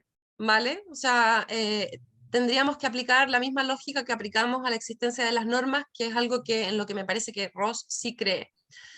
Y por otra parte, al revés, ¿no es cierto?, podríamos aplicar lo mismo que decimos de los derechos y deberes a las normas. Es decir, si llevamos esto a ultranza, las normas no tienen tampoco referencia semántica, usando el argumento de Ross, ¿verdad? No hay una entidad en el mundo real que podemos llamar norma. Y entonces me parece que la elección es arbitraria, y mi propuesta es justamente darle una lectura, darle una vuelta. Yo no creo que Ross necesariamente esté pensando lo que yo digo, pero mi argumento es un argumento sistemático. Es decir, Ross en no pocos pasajes dice de una manera importante y destacada que las normas, de la manera que sea que se formulen, tienen por función guiar la conducta de ciudadanos y jueces. Esto es algo que es insistente en él. Por otra parte, estas cosas no están en el trabajo, ¿vale? Tan claras. Por otra parte, si uno examina el recorrido de Ross, el primer Ross, el de On Law and Justice, es un Ross mucho más empirista, ¿vale? Como mucho más reduccionista que el que trabaja con Directive and Norms. Y en Directive and Norms él se toma en serio a las normas, ¿verdad? A las normas como entidades existentes, con condiciones de existencia, y se las juega porque sean directivos, ¿verdad? Y esto ya supone comprometerse con un contenido significativo, y por lo tanto con lo que llamaríamos una entidad ideal, ¿verdad? Una entidad abstracta, pero cuya existencia depende de hechos empíricos. Esta ya es una postura más positivista, un poco más normativista que la anterior. Y entonces, yo tengo la impresión de que Ross transita hacia una preocupación cada vez mayor por la entidad norma, ¿verdad? Aunque siempre tiene una voz naturalista, como que le sopla al oído, y entonces no lo deja, digamos, convertirse en un normativista, digamos, como los demás. Por ejemplo, la crítica que le hace a Hart respecto al punto de vista interno, y que él lo lleva a una cuestión más bien psicológica, son rasgos muy rossianos eso. Entonces yo creo que él tiene allí una tensión no resuelta. Entonces, mi propuesta, dado estos elementos y dado su interés por remarcar la función de las normas jurídicas, a mí me parece que sería interesante que lo leyéramos así, y que los teóricos del derecho, digamos, yo soy la persona menos indicada para decirlo, porque yo he trabajado un montón sobre los derechos y los deberes, así que yo he contribuido digamos, a lo que estoy criticando, pero bueno, esto es muy propio mío, yo soy así, pienso una cosa y luego cambio de opinión, no tengo ningún problema en cambiar, creo que esto es fantástico, digamos, que podamos hacer esto, y es, como te digo, una propuesta, si tú quieres, bien loca, pero yo la encuentro que tiene algo de gracia, digamos, que tiene sentido pensarlo así, desde el punto de vista de nuestra labor. Por lo tanto, igual, si lo pensamos bien, este trabajo se inscribe, en último término, en un trabajo que se pregunta por cuál es el papel de la teoría del derecho. Y cuando yo trabajé, por ejemplo, sobre la ontología de las normas constitutivas y regulativas, al final también mi trabajo se reconducía a eso. Entonces, creo que por ahí va, creo que no te estoy contestando del todo, pero esa sería mi respuesta. Y con respecto a lo segundo, Alejandro, mira, tú das con el punto más importante,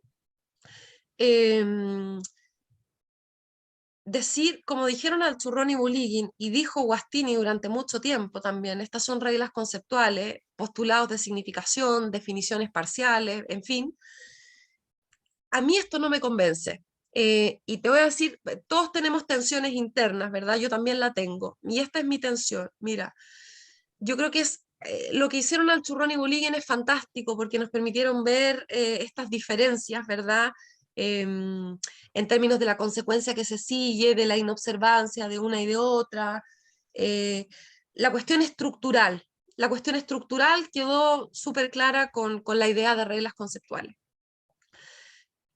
Ahora, yo no creo que sean definiciones, ¿verdad? Y que sean, incluso, te digo más, Alejandro, yo creo que las normas de competencia de ninguna manera son reglas conceptuales, pero incluso las reglas puramente constitutivas que correlacionan ciertos hechos con ciertos estatus, o las definiciones legales, como la definición de playa, etcétera, que uno podría decir que están más cercanas a las definiciones, pero yo creo que tampoco resultan bien explicadas así, porque finalmente cuando se define, por ejemplo, playa, en algún sentido se está orientando la conducta del juez, ¿verdad? La conducta del órgano aplicador, incluso la conducta de los ciudadanos. Entonces yo no creo que la reconstrucción de estas normas como reglas conceptuales sea satisfactoria. Menos todavía si nos lleva a decir que no tienen fuerza normativa, que es un paso no autorizado, digamos, que hay una impunidad en pasar de esto a lo otro. Guastini, por ejemplo, cambió de opinión, esto me enteré hace poco hablando con él. Él decía que las normas de competencia eran reglas constitutivas y por lo tanto definiciones. Y ahora lo que está diciendo es que no lo son y que en realidad son definiciones cuando, en el sentido de que los juristas pueden interpretarlas como, o sea, pueden ser definiciones en el discurso de los juristas, ¿vale? Una definición parcial de legislación, por decirlo así, la podemos encontrar en normas de competencia. Esto me parece que es más plausible, ¿no es cierto?, en el discurso de los juristas, pero no que ellas sean definiciones. Ahora, ¿dónde está la tensión? Mira, te voy a decir, esto es muy importante. El argumento de Hart, que es el argumento probablemente el más importante de todos, ¿verdad? La nulidad no es una sanción. Es un argumento que presupone algo que Hart no dice.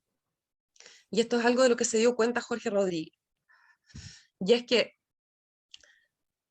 para que, digamos, como entendemos las normas de competencia, es que ellas, no una regla, sino que un sistema de reglas de competencia, determina las condiciones necesarias y suficientes de un acto válido. Y de esta manera podemos decir que todo acto que no se conforme a las reglas de competencia es un acto inválido. Es decir, esta regla que determina la invalidez de un acto por la no satisfacción de todas aquellas consecuencias necesarias y suficientes, ¿verdad? Es una regla que solo podemos derivar en la medida que entendamos o reconstruyamos las normas de competencia como reglas conceptuales. Esto lo hemos discutido con Jorge, porque si es así, los sistemas competenciales no necesitan de una regla de clausura, ¿vale? O sea, es una regla redundante. No necesitamos decir que todo aquello para lo que no tenemos competencia, no tenemos competencia. ¿Por qué? Porque la competencia, por definición, es una cuestión conceptual. Y todo lo que está fuera de la competencia, entonces, es inválido. Y entonces yo le decía a Jorge, pero piensa en las normas de incompetencia, las que confieren inmunidades, ¿verdad? Las que dicen, las que básicamente terminan definiendo para qué tienen competencia las autoridades constituidas. Muchas veces la competencia se delimita más bien de manera negativa que positiva. Las normas no nos dicen a veces qué es lo que podemos hacer, sino más bien cuáles son los límites de lo que podemos hacer. Y entonces Jorge me dice, no, pero en este caso tenemos una manera negativa de delimitar el conjunto de condiciones necesarias y suficientes. Claro, si uno renuncia a eso, renuncia a parte de la distinción entre normas regulativas y constitutivas. Entonces, tomando tu último punto, yo creo que uno puede quedarse con la cuestión estructural, es decir, bueno, podemos decir que son reglas conceptuales o explicarlo así, pero el punto es que la estructura es idónea para cumplir una determinada función, y en esto es lo que tenemos que pensar, que es lo que decías tú al final. Es decir, si la existencia de normas, sea lo que sea la norma, lo que sea la existencia, si convenimos en que la existencia de normas depende de comportamientos, de actitudes, de creencias, etcétera, pareciera que tenemos que observar, como dices tú, cómo nos comportamos frente a uno u otro tipo de norma, ¿verdad? ¿Qué es lo que interpretamos o cómo interpretamos o reconstruimos disposiciones normativas a partir de fragmentos, reconstruimos normas a partir de fragmentos de disposiciones normativas? A mí me parece que esto podría aportar a una explicación del papel que juegan las normas de competencia y también las otras, las definiciones legales, etcétera, en el discurso de los especialistas del derecho, es decir, los que integran lo que llamamos la cultura jurídica interna.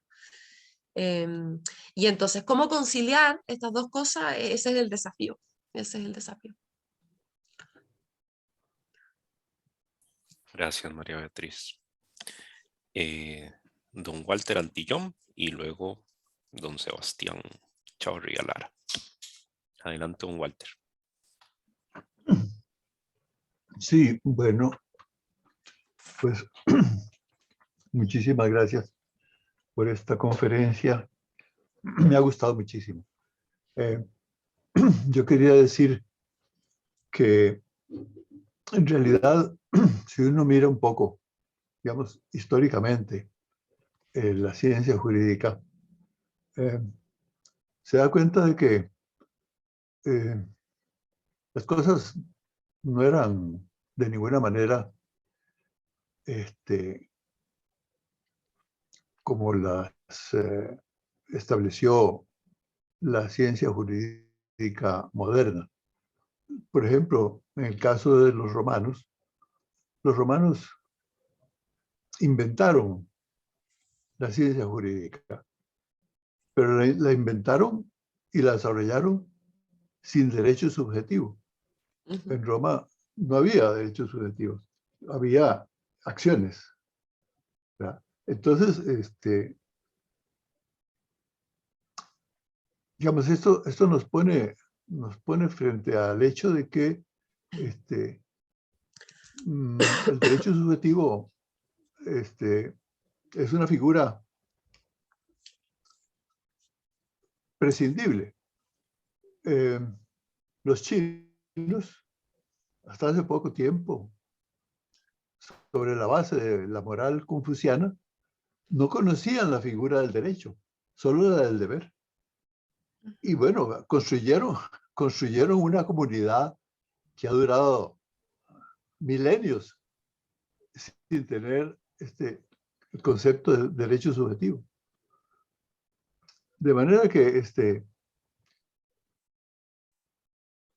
todas estas son creaciones hechas con muy buena intención, digamos, para explicar mejor las cosas, para dar más posibilidades de que los derechos se realicen, etc. El derecho subjetivo lo inventó Guillermo de Ockham en la Edad Media. Para Lo avalar la inventó pobreza franciscana. Exacto, Claro que exactamente. sí, es muy paradójico. Sí, sí. Y luego el concepto fue recogido. ¿Por qué razón? Porque había una cuestión más bien económica, ¿verdad? Es el desarrollo de una economía que va necesitando un cierto elemento que va a ser de gran utilidad, ¿verdad? Un elemento evidentemente ideológico, ¿verdad? Que va a ser de gran utilidad para... ¿verdad? Los realistas en realidad, digamos, son por definición reduccionistas. El realismo es un reduccionismo, ¿verdad? Respecto de la doctrina normativista. Solo que Ross se devuelve un poco, ¿no? Ya no es tan, porque hey, los realistas llegaron a reducir tanto que de pronto se quedaron casi sin nada, se quedaron con el juez, con el psiquismo del juez. Prácticamente todo el derecho era un psiquismo del juez, de quien toma la decisión en definitiva. Vistas las cosas así, uno se da cuenta de que en realidad el tema del derecho subjetivo es un tema de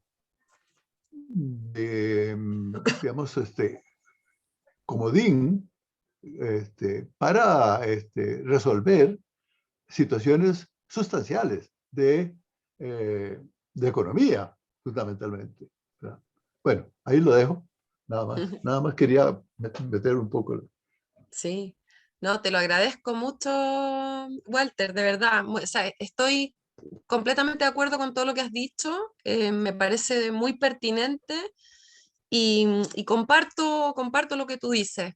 Y algo de esto yo he escrito, sobre todo discutiendo con Fernando Atria, porque claro, Fernando Atria, por ejemplo, es de los que piensa que el concepto de derecho subjetivo está necesariamente, y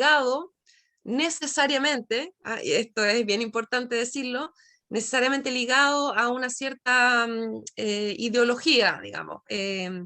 Yo no estoy de acuerdo con eso, yo no iría tan lejos, yo estoy de acuerdo y consciente de que los conceptos que usamos cambian el mundo y por eso es importante que seamos prudentes en el uso de los conceptos, sobre todo quienes nos dedicamos a una actividad que pretendemos que sea medianamente científica y no ideológica, digamos, si uno tiene que elegir el político o el científico, uno toma una opción, ¿verdad? Y si la toma honestamente, tiene que ser fiel a ella.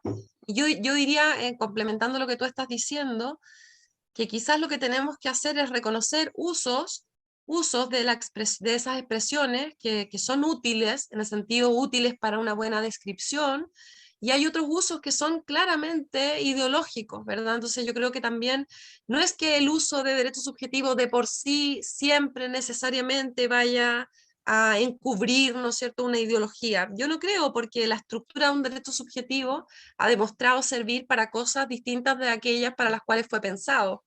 Y esto es muy interesante con los derechos sociales, por ejemplo, algo impensado, que el reflejo del deber de otra persona sumado a un poder de acudir a un tribunal podía servir para reclamar justamente en calidad de un interés individual un servicio que tiene que ver con lo colectivo. Y en cambio los derechos fueron pensados como una manera de imponer el interés individual al interés colectivo. Entonces, me parece que sobre esto hay mucha historia que contar y creo que a mí me cuesta mucho. Yo cuando pienso en la Edad Media, incluso después que el derecho romano, me cuesta imaginar un mundo sin derechos, ¿verdad? Porque uno nace en un mundo donde esto es una palabra que tiene un significado y que además ha sido importante. Pero yo creo que el trabajo de la gente que nos dedicamos a la teoría del derecho es justamente mostrar cuáles usos tienen connotaciones ideológicas y en qué sentido es recomendable tenerlas presentes o mantenerlas a raya. Y creo que este no es el mismo trabajo de un legislador, ni siquiera del jurista práctico, digamos, que pretende influir en las decisiones de los jueces. Estoy completamente de acuerdo con todo lo que dijiste y también pienso como tú que Ross se devolvió. Y por lo menos en mi opinión, o sea, a mí me entretiene más el Ross devuelto, porque, bueno, yo me formé en el positivismo y algo de normativismo tengo, digamos, me entretiene y me aburren los hechos empíricos al final del día. Don Sebastián Chavarría. Bueno, muchas gracias por una segunda vuelta. Pero quiero volver a tocar el tema que había mencionado antes, porque como prometí, solo lanzaba la pregunta y dependiendo de la respuesta y el contexto, pues miraba si respondía de vuelta. No, yo creo que muy puntualmente lo que quiero decir es lo siguiente. Creo que el tema de la existencia, en efecto, es algo que surge con mucha frecuencia en el ámbito de los estudios teóricos del derecho, ¿verdad? Claro, el problema está en que como no explicitan realmente, digamos, el alcance de la existencia, uno nunca sabe realmente si están hablando de modo de existir o si de la existencia en sí misma. Y por lo menos yo creo que ese reduccionismo que, digamos, en este contexto se ha venido planteando, se debe justamente en pensar que la existencia es una propiedad. El tema es que nunca dicen, o sea, los teóricos del derecho nunca terminan de decir cuál es esa propiedad, ¿verdad? Una excepción en este contexto es mi maestro muy admirado, y Alejandro también, don Ricardo Ibur. Digamos, él sí explicita en sus decisiones metodológicas y él es muy claro. Lo que existe es lo que es susceptible de ser percibido. Entonces, con una definición clara de existencia, todo esto en realidad no existe, porque son objetos abstractos. Entonces, porque esa es una definición extensional, la que dijiste. No, pero estoy nada más comentando que hace una gran diferencia el asumir que sea una propiedad o no. Porque si yo digo que existencia tiene que ver con una propiedad, entonces todo lo que existe tendría que subsumir en la clase de cosas que contienen esta propiedad. Y eso es lo que pasa, por ejemplo, en una ontología como la de Ibur, y que me parece que también pasa con la de Ross. Vale. Lo que pasa es que con Ross todavía no termina de quedar muy claro si es. Entonces no termina muy claro qué propiedad es esa. Entonces, digamos que en ese sentido me parece que sí tiene, digamos, la importancia en este contexto, porque de eso dependerá realmente, me parece, la investigación doctoral, ¿verdad? Si es decir, que las normas existen y los derechos también, porque si ambas son entidades abstractas y yo asumo que para existir tiene que darse como condición que se contenga, por ejemplo, el ser percibido, bueno, ninguna. como tal, a menos que la reduzcamos también a un hecho, ¿verdad?, empírico, como se dijo hace un rato, ¿no? Sí. Y en ese sentido también, y con esto, digamos, voy cerrando, es el tema que encuentro también con bastante frecuencia en obras como la de Ross, sobre la preocupación con el pensamiento mágico, ¿verdad? Usted propone que el científico del derecho, de alguna manera, no debe ser complaciente, ¿verdad?, con este pensamiento mágico, y entonces por esa razón es muy importante tener cuidado, digamos, con la utilización de los términos que se van planteando, ¿no? Y, digamos, yo comparto ese parecer también, pero lo que no estoy tan seguro, y esa es la parte quizás que me interesaría saber cuál es su opinión, de que a mí me parece que, por ejemplo, el uso de términos como tutú sirve justamente para mostrar esta parte, ¿no? Pero la solución que le dan es decir, que esto no existe, es pensamiento mágico, ¿verdad? Y entonces me parece que se distingue la cuestión de la demostración sobre si algo existe, sobre su estatus entitativo, porque son dos cosas diferentes. En el ámbito de las instituciones, me parece que el problema de la demostración sobre si algo existe o no, al menos creo que como tesis de ontología general, se podría afirmar que los objetos institucionales no tienen algo así como un método de demostración general. O sea, no es un problema de ontología general, sino que se reduce todo al problema, en el caso de nosotros que trabajamos con las normas o con la teoría del derecho, a un problema propio de la teoría del derecho, ¿no? Entonces, con eso pues cierro para decir que yo puedo compartir su tesis en el sentido de que puede haber una distinción fuerte entre normas regulativas y normas de competencia. Yo la comparto, pero no la compartiría en el ámbito ontológico, pero no la compartiría en el ámbito técnico, quizás, teórico, que creo que también Guibur hace eso, digamos. Guibur incluso llega a hablar de una lógica de la competencia, ¿sí? Pero lo que pasa es que ahí me parece que cuando se hace esto no es en el nivel ontológico, sino que es en el nivel puramente eso, técnico, teórico. Entonces, no sé, nada más algunas ideas que me surgieron, agradezco el texto de vuelta, porque esta última parte sí que no la había visto claro, pero creo que este texto me sirvió para verlo. Vale. Gracias, Sebastián, de nuevo. Mira, sobre lo que has dicho ahora, creo que te puedo decir algo más que lo que te dije antes. Primero, los teóricos del derecho, no es que no digan nada, o sea, para dejarlo sentado, que no lo soslayemos, ¿verdad? ¿Cómo lo ven ellos? ¿Cómo lo han visto clásicamente? Son tres las preguntas, digamos, sobre la ontología de las normas, ¿verdad? Y de las normas jurídicas. ¿Qué tipo de entidades son? ¿De qué modo existen? ¿Y bajo cuáles condiciones podemos afirmar que existen? Yo diría que más o menos una lista bastante grande de autores trata de responder estas preguntas. Ahora, de distintas maneras. Por ejemplo, en el caso de Kelsen, claramente estamos hablando de una entidad abstracta, cuyo modo de existencia es específico en un sentido muy misterioso y muy discutido, incluso por filósofos continentales, y luego tenemos condiciones empíricas de existencia. Si vamos, por ejemplo, a Hart, es alguien que dudosamente distingue la pregunta de qué tipo de entidad es una norma de las condiciones de existencia. Porque, por ejemplo, cuando él compara una regla con un hábito, él dice, las reglas, a diferencia de los hábitos, tienen además de su aspecto externo, un aspecto interno. Entonces dice que el aspecto interno, que sería la actitud crítico-reflexiva de los participantes, sería un aspecto de la regla. Pero en otros pasajes pareciera que está diciendo que las condiciones de existencia de una regla social son lo que antes ha llamado el aspecto externo, es decir, el hábito de conducta, más la actitud crítico-reflexiva que llama punto de vista interno. Entonces ahí tienes, por ejemplo, en Hart, quien avanzó más, digamos, en este tema, una aproximación de estas dos preguntas. Luego, por ejemplo, tienes Cristina Redondo, que dice claramente que la existencia es una propiedad normativa de segundo orden, que no es reducible ni a hechos empíricos, ni a propiedades, digamos, o como sería la existencia de las normas morales, en el sentido de válidas para todo tiempo y lugar.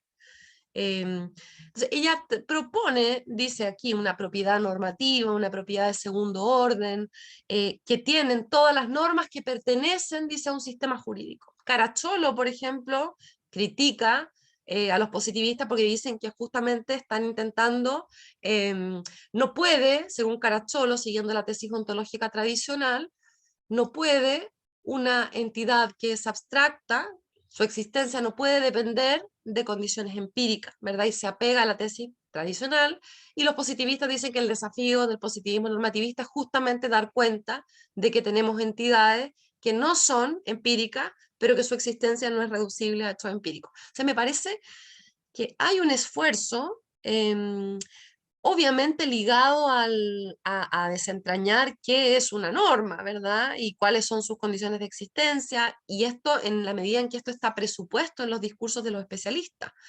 Ahora, a mí me llama poderosamente la atención que todos los discursos sobre ontología de las normas se reduzcan a las normas regulativas. Y entonces podría ser, por lo que tú dices, ¿verdad? Una razón de comodidad. Ambas son normas, ¿verdad? No son hechos, no son normas morales, son normas jurídicas y por lo tanto ontológicamente son homogéneas. Y tendríamos que trazar esta distinción en otro nivel, ¿verdad? Tú dices en un nivel técnico. Esto me parece interesante. Donde tengo cierta duda, porque incluso si aceptamos que las normas son significados, en un sentido tendríamos que explicar la normatividad, digamos, o sea, significados normativos, ¿verdad? Porque una norma sirve para clasificar instancias del mundo, pero no es solo un concepto que clasifica instancias del mundo, ¿verdad? Es algo que usamos como una pauta para calificar ciertas acciones como correctas o incorrectas, etc. Entonces, supongamos que fuéramos capaces de explicar que una norma es un significado. A mí lo que me preocupaba honestamente es que en tanto significado y en tanto pauta de conducta, la manera en que nos comportamos respecto de ella, la manera en que las asumimos, las usamos, es completamente diferente frente a una regla regulativa y una constitutiva. Y si la existencia de las normas depende de estas prácticas de reconocimiento, de interpretación, entonces me parece que algo de esto tiene que traspasarse al contenido significativo. Esta era mi intuición. Pero ojo, que yo no estoy completamente segura de que esto sea así. Digamos, es un proceso, digamos, noticia en desarrollo, es una investigación en curso. Yo no tengo una respuesta. Yo en el trabajo que recién se publicó en Doxa planteo esto, porque fíjate, cuando tú dices que es una cuestión técnica y hay que tener cuidado, creo yo, porque una cosa es que la teoría del derecho modele, ¿verdad? Modele el discurso o los discursos de los especialistas, y al reconstruir esto diga, mire, vamos a perfilar esta distinción en términos más sofisticados y vamos a decir que entre las reglas regulativas y constitutivas hay diferencias estructurales. ¿Qué es lo que ha hecho Hart, Alchurroni, Buligin, Ross, Rodríguez, etcétera? Pero de ello no se sigue que sea una mera estipulación, ¿verdad?, técnica. Porque cuando los teóricos del derecho están diciendo que hay normas regulativas y constitutivas, están haciendo un análisis lógico, un análisis conceptual del discurso de los especialistas, y están diciendo que los especialistas, cuando hablan de lo que hablan, presuponen que existen normas regulativas y constitutivas. Y la pregunta es, ¿qué significa decir que existen en los ordenamientos jurídicos? Y si existen, digamos, ambas son normas, tienen que tener algo en común, pero si existen ambas y son completamente distintas, a lo mejor hay que preguntarse también en el nivel ontológico, aunque sea para descartarlo, ojo, pero sí habría que tener cuidado con atribuirle a la teoría del derecho la distinción. La teoría del derecho reconstruye una distinción que está oculta en nuestras prácticas. Esto fue lo que intentó hacer Hart. No, Hart no está introduciendo algo nuevo, ¿verdad? Esto es lo que yo creo. Entonces, por eso es que me inquieta esta asunción de que existen normas regulativas y constitutivas, y lo vemos en nuestra práctica, aunque los juristas no lo digan. Nada, esta era mi preocupación a nivel ontológico, pero puede que tengas razón tú, Sebastián. O sea, en esto yo no pretendo tener la última palabra de ningún modo. Pero esto significaría, perdón, Sebastián, ya te doy la palabra. Va bravo, me Sí, callaste la otra vez, Alejandro. mira, sí, tienes razón. Tengo que plegarme a las propias normas que establezco. Adelante, Sebastián. Gracias. Bueno, nuevamente una pregunta también relacionada con el derecho procesal, que es una de las disciplinas que más me gusta. De hecho, mi tutora de doctorado es la profesora Carbonell, así que No te creo, sí, pero tenemos ahí buenísimo. intereses en común. Así que bajo esa lectura, obviamente, tenía esta pregunta que nuevamente sobre qué tan problemático o no problemático puede ser tratar de explicar el derecho a partir de los deberes, porque estaba pensando algo que también comenté en la sesión pasada, que hay un muy entrecomillado deber de aportar pruebas en los procesos, que en algún minuto se trató de explicar como deber, o sea, partiendo desde ahí, esto es un deber, después se vio sumamente no permitía explicar muchas cosas, porque quizás en la ordalía de la Edad Media podía entenderse como un deber, pero después cuando lo vemos a la luz de los procesos actuales, esto quedaba muy corto, no permitía explicar muchas cosas como la naturaleza misma del proceso. Entonces los procesalistas empezaron a pensar en cargas procesales, que todavía no tengo claro qué realmente son las cargas procesales, pero luego, y a esto voy, que desde la teoría del derecho empezó a centrarse el foco en este problema del deber de aportar pruebas. Entre ellos Jordi Ferrer ha tratado de dar algunas explicaciones, y resulta que creo que este deber de aportar pruebas, o mal llamado deber de aportar pruebas, se ha visto desde tres tipos de normas o reglas distintas, como una norma regulativa, si pensamos en la Edad Media. Ujú. Después Jordi, un primer Jordi, digamos, lo pensaba como reglas técnicas, que Sí, después se desdijo un poco porque no había realmente una relación de condición necesaria a lo von Wright. Y recuerdo que algo le comenté también al profesor Mañalich, y él decía que en realidad él lo veía como una regla constitutiva, en realidad las reglas de sí, carga de la prueba, y que sí. muchas de las normas procesales que está como de moda decir que son reglas técnicas, él decía, bueno, yo creo que hay mucho de esto de reglas constitutivas y esto puede explicar, zanjar muchas discusiones. Entonces me parece que tratando de tomar lo útil que yo veo del trabajo, es que el ensayo de explicar esto desde el deber parece que fracasó desde la teoría del derecho y desde el derecho procesal, pero al tratar de explicarlo desde la norma misma, en el sentido de si es constitutiva, si es técnica, si es regulativa, parece que es bastante más fructífero, y eso creo que es atractivo del trabajo, como tratar de ver el foco ahora desde el otro lado, de la norma y no desde el deber. Eso. Lo entiendo, te lo agradezco mucho, Sebastián, porque justamente cuando manejamos conceptos como deber, solemos confundirnos. Lo mismo pasa cuando pensamos en inmunidades y en incompetencias y en cosas así. Cuando uno se focaliza en la norma y en sus condiciones y en sus consecuencias, pareciera que aclaramos bastante más. Esta es mi impresión. En los problemas que yo he analizado me ha parecido que es así. Y yo creo que el camino, bueno, a propósito de lo que estábamos hablando recién, y se conecta con lo que tú dices, una buena explicación, o sea, una posible buena explicación que hay que explorar. Yo conozco una persona que está intentando poner las bases de eso, frente a la pregunta de la normatividad, digamos, y dicho así complicadamente, porque sobre esto también hay disputa, ¿verdad? Cuando nos preguntamos por la normatividad del derecho, ¿qué estamos queriendo decir? ¿Nos estamos preguntando por la obediencia al derecho como un deber hacia el derecho? ¿O más bien nos estamos preguntando por la particularidad que tiene una norma frente a un contenido significativo cualquiera?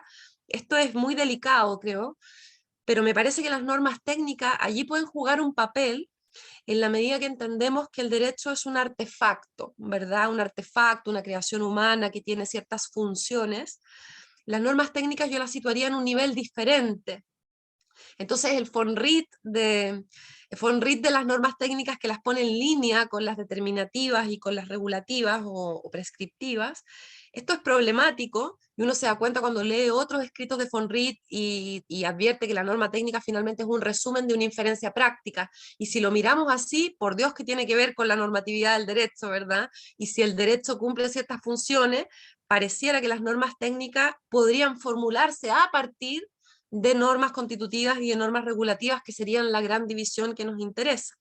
Y yo creo que la cuestión de las cargas procesales, que es una cuestión en la que yo no me he metido, pero que la encuentro lo más interesante del mundo, porque si tú tomas el aparato hoffeldiano, que es con el que yo he trabajado, no hay nada que sea una carga, digamos, no existe esto. Y el otro día, ayer o antes de ayer, en un seminario alguien decía, justamente las cargas procesales son un desafío, en el sentido de que uno diría, bueno, no cumplió con las condiciones necesarias y suficientes para lograr este resultado, y entonces lo explicarías en términos de normas constitutivas. Eso a mí me parece prometedor, pero no descartaría la idea de norma técnica, pero como una norma que puede formular el abogado, el jurista, que puede dar un consejo, y presuponemos que este jurista o este abogado tiene una información que no tiene el ciudadano común y corriente. Y esto podría funcionar como una proposición anancástica, por supuesto haciendo los ajustes que correspondan. Yo creo que esto es bien prometedor y creo que el derecho procesal es un banco de pruebas espectacular. Pero yo no diría nunca, o sea, esta gente que dice, por ejemplo, que las normas de competencia son normas técnicas, a mí me parece que esto es un error. Alchurrón y Bulligin ya lo vieron, o sea, una cosa es que podamos formular normas técnicas a partir de las normas jurídicas, pero decir que las normas técnicas son normas jurídicas en el mismo sentido que son las otras dos, a mí no me parece muy prometedor, pero sí para explicar cuestiones de normatividad.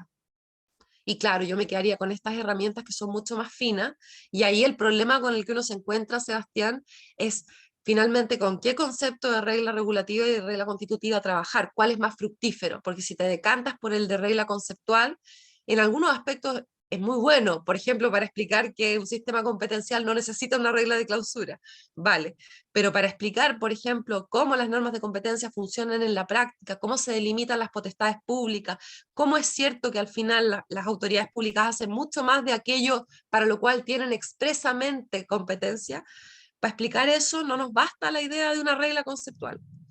Entonces, ahí yo creo que hay un campo infinito, o sea, inacabable y como te digo, si te gusta meterte al barro, que esto es lo importante de la división del trabajo, si a ti te gusta meterte al barro, yo lo encuentro fantástico, y que colaboremos todos para tener instrumentos más finos para meterse al barro. Yo creo que de esto se trata esta fiesta. Bien. Hay tiempo para yo cerrar con hacerte una pregunta más, sí, y terminamos. Yo no sé, yo no mando aquí, así que tú eres el que No, manda, pero así que tú sí. te auto das tiempo. Bueno, es brevísimo. A lo último que dijiste de que los teóricos tendrían que reconocen algo en el mundo social. Esto es una posición muy polémica, me parece, porque implica, si mal no te entiendo, que los conceptos clasificatorios desarrollados por los teóricos, lo que buscan es reconocer clases que están en el mundo social, cortadas así, digamos. O sea, lo que buscan es reconocer que hay normas constitutivas y normas regulativas en algún sentido en el mundo social. Uh-huh. Si esto es lo que vos defendés, me alegra porque me parece muy emocionante. Me parece aburrido que todo Que no haya. Sí, que no haya, y además me parece aburrido que en la teoría todo el mundo dice, bueno, esta es mi estipulación y No, ya está, terrible, así, ¿no? O sea, terrible. No. bueno, eso. Bueno, te voy a mandar el trabajo de Doxa, o míralo tú mismo, ahí vas a encontrar eso. Si estás en esa sintonía, probablemente te va a agradar, porque justamente parto con la tesis de Guastini, que según él, toda tesis ontológica es reducible a una estipulación. Entonces, yo parto con eso y digo, no, ¿verdad? No, porque los teóricos, cuando introducen, perfeccionan hasta el cansancio la distinción entre normas regulativas y constitutivas, no están introduciendo una estipulación, están reconstruyendo algo que está implícito en nuestras prácticas, y al hacer eso están presuponiendo una tesis ontológica descriptiva según la cual hay normas constitutivas y hay normas regulativas. Es decir, los juristas creen esto y los teóricos están explicitando esta presuposición y depurando la terminología para hacerla mucho más puntiaguda, mucho más fina. Pero me parece que si vamos a decir que lo que hacemos son puras estipulaciones, bueno, pero entonces no vamos a debatir de ninguna manera, porque tu estipulación y luego está la mía y es todo muy aburrido, me parece. Así que estoy completamente de acuerdo, Alejandro.